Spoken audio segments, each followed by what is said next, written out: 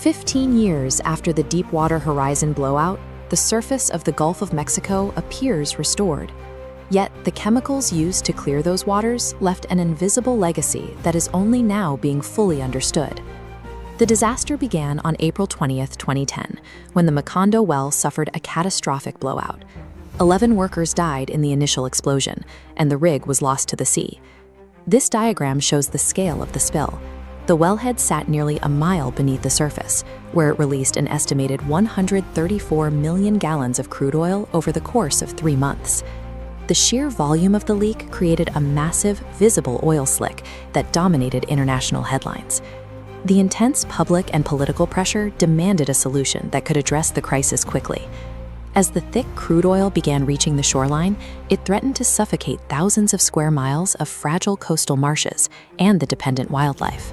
To manage the surface slick, authorities authorized the use of Corexit, a chemical dispersant. Nearly 2 million gallons were deployed into the Gulf during the cleanup effort.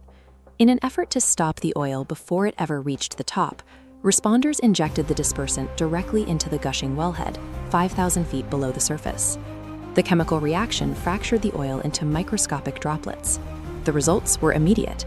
The massive oil slicks at the surface began to break apart and disappear. But the oil was still in the water. The dispersant had simply forced it to sink, creating a massive, toxic cloud suspended deep in the water column.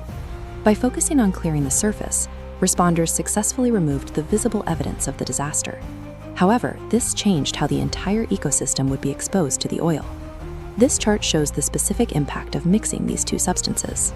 A 2012 study found that when crude oil and Corexit are combined, the resulting mixture is up to 52 times more toxic to marine life than oil alone.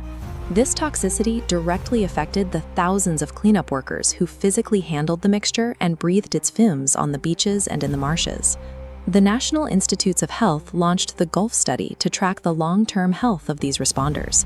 It is the largest study of its kind ever conducted, following over 32,000 participants. The data reveals a pattern of persistent health issues among the cohort. Participants documented higher rates of asthma, hypertension, and liver damage, and severe mental health disorders. This chart illustrates the financial reality for those affected.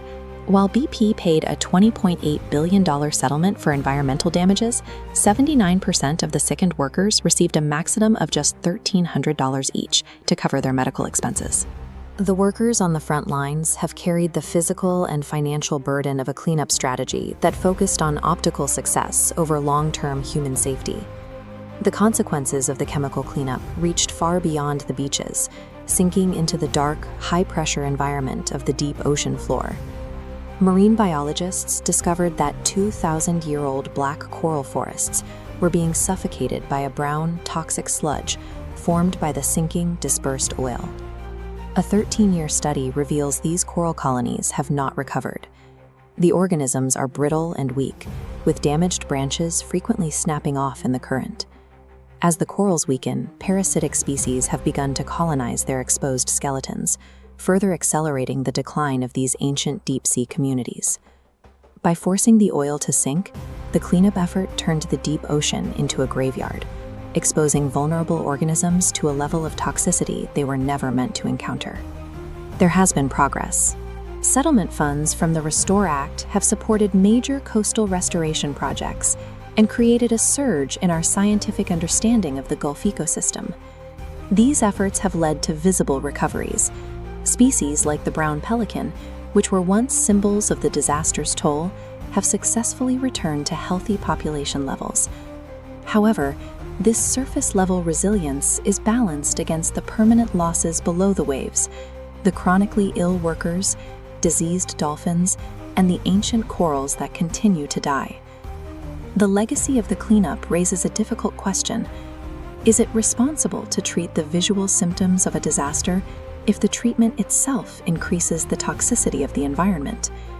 Nature can survive our mistakes, but our approach to cleaning them up matters. If we continue to prioritize the disappearance of a disaster over the actual removal of its toxins, we only guarantee a more dangerous future.